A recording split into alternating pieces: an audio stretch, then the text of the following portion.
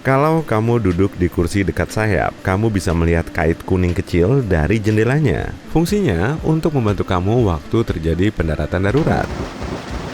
Seluncuran karet hanya bisa dibuka dari pintu darurat depan dan belakang pesawat. Di pintu darurat tengah, penumpang harus berjalan ke atas sayap dan turun dari sana. Tapi lompat dari sayap pesawat kan nggak aman, soalnya tinggi banget. Inilah gunanya kait kuning itu. Awak kabin akan mengikat tali dari pintu ke lubang pengait biar bisa dipegang oleh penumpang. Kalau gini, semua orang bisa turun dengan aman tanpa terluka. Sebaiknya jangan pakai selimut dari pesawat. Selimut dari pesawat dicuci cuma sebulan sekali. Mending pakai selimut travel sendiri, shawl atau jaket aja. Ingat ya, selalu pakai alas kaki waktu jalan-jalan di pesawat. Karpet di lantainya nggak bisa dan nggak akan dibersihkan mendetail di sela jadwal penerbangan. Itu terlalu memakan waktu dan tenaga awak kabin. Tempat paling kotor di pesawat ternyata bukan toilet loh, tapi meja lipat. Ada 8 kali lebih banyak bakteri di sana daripada di tombol flush klosetnya. Dalam keadaan darurat, aliran udara di masker oksigen cuma cukup buat bertahan sekitar 15 menit. Untungnya, pesawat cuma butuh 15 menit buat nyari tempat mendarat yang layak atau turun ke ketinggian yang nggak butuh masker oksigen lagi. Kamu harus menegakkan kursi dan melipat meja sebelum melepas landas dan mendarat demi keselamatan. Kursi yang dibaringkan emang nyaman, tapi bikin penumpang di belakang kamu susah keluar dari kursinya. Padahal itu penting waktu terjadi keadaan darurat. Meja lipat yang dibuka juga sama, tapi sekarang kamu yang susah buat buru-buru berdiri kalau terjadi sesuatu. Terus, meja lipat ini bikin kamu kesulitan buat membungkuk di kursi, menaruh kepala di antara lutut, dan melindungi bagian belakang kepala dengan tangan. Padahal, kamu harus melakukan itu saat pendaratan darurat. Coba bayangin ngelakuin itu waktu meja lipatnya dibuka. Pas ngelihat sekeliling kabin, kamu merhatiin segitiga hitam atau merah di sekitar bagian tengah pesawat? Apa sih itu? Stiker ini ngasih tahu awak kabin di mana letak sayap pesawat biar mereka langsung nengok ke jendela yang tepat waktu ada masalah di luar. Jangan menutup tirai jendela waktu pesawat lagi lepas landas, bergerak di darat, atau mendarat. Ada 2 alasannya. Pertama, awak kabin harus selalu bisa melihat situasi di luar. Mereka akan terbantu kalau tirai jendela dibuka. Kedua, kalau ada masalah di dalam pesawat waktu pesawat masih di darat, misalnya aja kebakaran, kru darat nggak bisa ngelihat itu dan menilai situasinya dari luar jika tirai jendela ditutup. Tenang aja, kamu aman kok meskipun ada lubang di jendela pesawat. Itu berfungsi untuk menjaga keseimbangan tekanan dari dalam dan luar jendela. Lubang itu sendiri cuma ada di lapisan kaca kedua, dan total kaca jendela pesawat ada 3. Nah, itu juga demi keamanan. Jadi, meskipun kaca luarnya pecah, masih ada 2 lapisan kaca lagi yang bisa bikin kamu aman. Kamu pasti pernah melihat awak kabin menyentuh kompartemen atas waktu lagi jalan di lorong. Sebenarnya nggak kayak gitu kok. Tepat di bawah kompartemen itu, biasanya ada susuran yang memanjang di seluruh kabin. Jadi, kamu juga bisa pakai trik ini biar nggak terhuyung waktu jalan di lorong pesawat. Pilot meredupkan lampu kabin waktu malam hari bukan biar kamu ngantuk. Kita kesulitan menyesuaikan mata kita dengan kondisi gelap pada beberapa menit pertama lampu padam. Nah, kalau ada keadaan darurat, waktu itu berharga banget. Jadi, lampunya diredupkan biar kamu terbiasa sama keadaan gelap kalau terjadi sesuatu dan kamu harus bertindak cepat.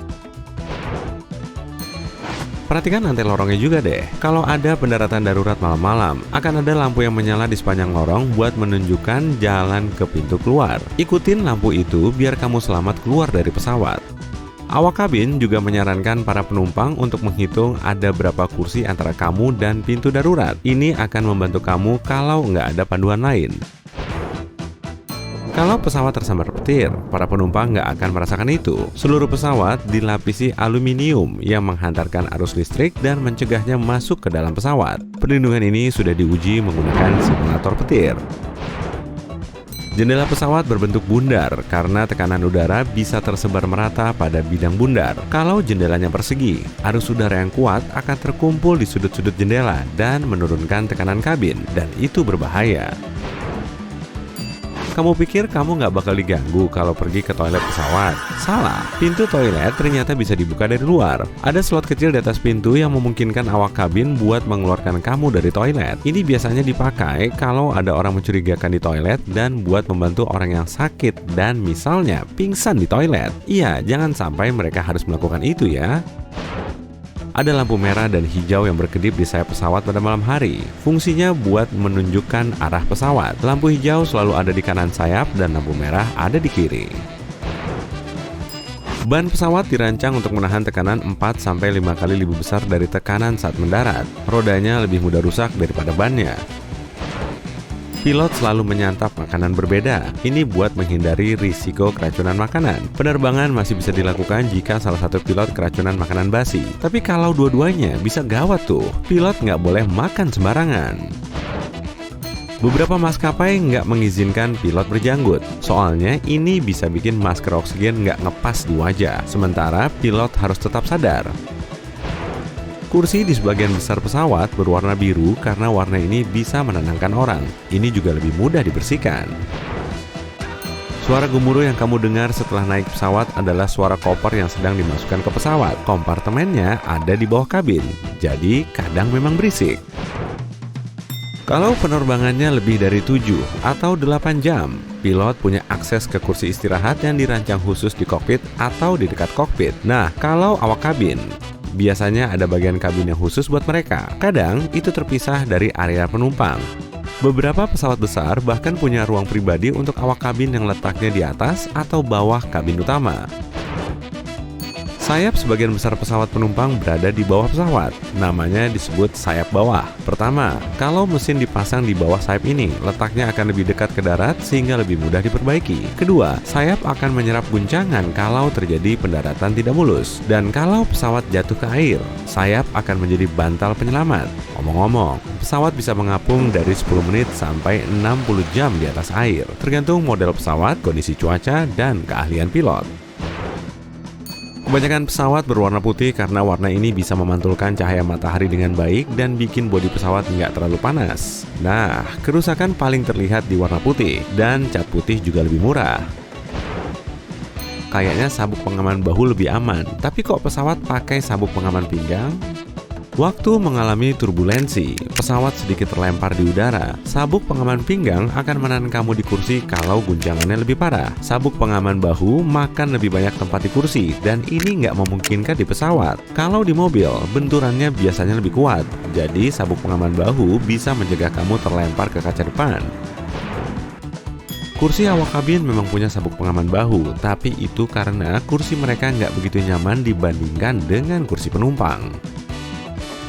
Kursinya lebih sempit dan menghadap penumpang. Awak kabin butuh perlindungan tambahan agar tidak jatuh dari kursi mereka kalau pesawat berguncang cukup keras. Mereka juga harus membantu dan mengarahkan penumpang kalau ada evakuasi. Jadi, kondisi mereka harus prima. Kita selalu naik pesawat dari sisi kirinya.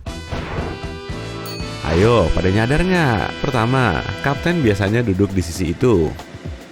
Dengan begini, kapten lebih mudah meluruskan pesawat dengan garba rata terminal. Pengisian bahan bakar dilakukan di sisi kanan. Koper kamu juga dimasukkan dari sisi kanan pesawat. Kalau penumpang naik dari kiri, pekerjaan para awak nggak akan terganggu.